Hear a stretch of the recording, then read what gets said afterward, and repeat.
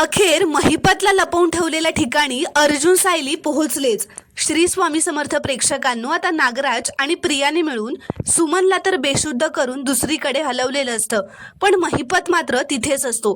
आणि नेमके तेवढ्यातच अर्जुन सायली सुद्धा पोलिसांना घेऊन त्या लोकेशनवर पोहोचलेले असतात। प्रिया व नागराजने महिपतचं तोंड डांबून ठेवलेलं असतं आणि दोघांनीही त्याला धरून ठेवलेलं असतं। प्रिया आता खूप घाबरलेली असते व नागराजला म्हणते, हे अर्जुन सायली तर अगदी दारात येऊन पोहोचलेत, आता काय करायचं नागराज काका।